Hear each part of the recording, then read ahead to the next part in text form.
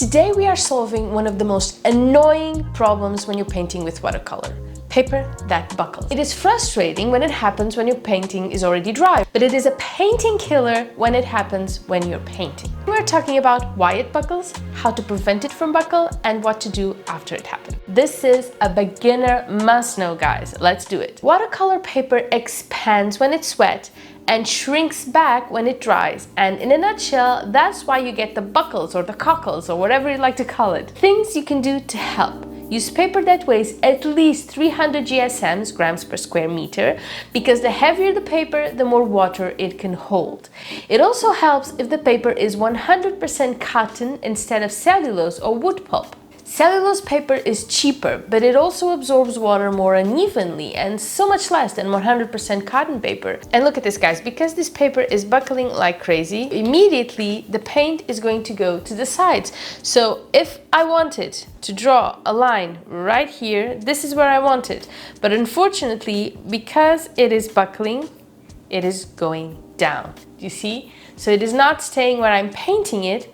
So that's how you ruin a painting with your buckling paper. And this is cellulose paper. And as you can see, it buckled.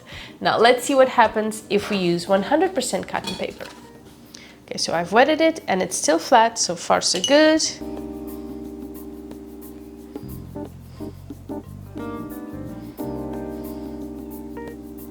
Look at the difference. Having said that, all watercolor paper buckles depending on the amount of water you add to it. Now, the traditional way to handle this is to stretch your paper before you paint. And there are tons of tutorials out there on how to stretch your paper. The way this goes is you put your paper underwater for a bit, and then while it's really wet, you tape it onto something flat, okay, something hard. That way, as the paper dries, it won't shrink back. It will stay nice and stretched. So when you go back to paint it and get it wet again, it won't move because it's already stretched to its max capacity. And the problem with this is it's a lot of work for a painting you don't even know if you like. I mean, we're beginners. Most of what we paint isn't that good. So taking all that trouble to do something and then ruining your painting because you're still learning, yeah, that can be very frustrating. So I'm going to say no to stretching. Now, the other alternative is to use a glued block, just like this one. And this for me is the best proof that the best possible watercolor paper buckles. Because if it didn't, you would not need a Nash glued block, would you? Now, the big con to this being glued blocks are expensive, more expensive than regular blocks, which is also not something a beginner wants to deal with. Now, another con for this option is you cannot use a light pad with this, okay? So if you want to trace something onto your paper, you have to remove the paper so you'll be able to see with a light pad. And that kind of ruins the whole thing about it being glued, right?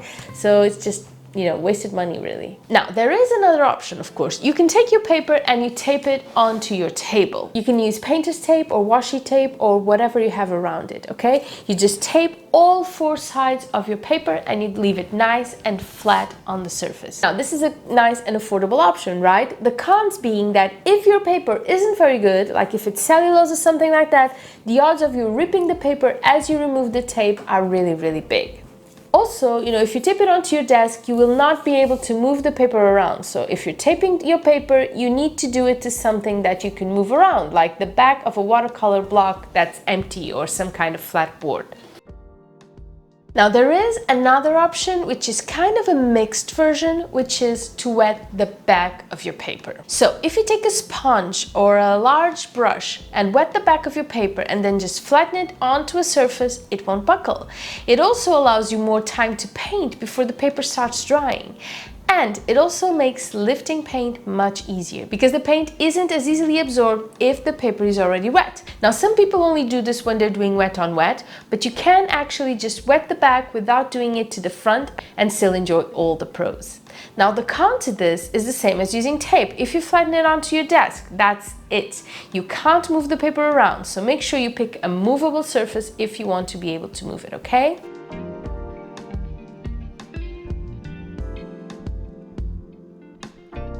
So I guess my advice would be to try out all of these options, except, you know, stretching the paper. I don't think you need to do that. And see which works best for you and for the way you paint. Now guys, if you didn't do any of this and you were left with a lovely and yet really cockled buckled dry painting, what do? Well, the first obvious move would be to iron it, right? Just place some fabric or some paper on top of the painting and press it without steam, of course. The second option is to get yourself a flat surface, place your painting there, top turned down onto the flat surface, then you wet the back of the painting and you add some weight to it, like books or whatever you have on hand that covers the entire paper. Wait 24 hours, maybe more, and that's it. Your painting should be nice and flat. And there you have it. Now, if you have any other tricks on how to tackle buckle paper, please let me know in a comment. I hope this helps and I'll see you soon. Bye bye.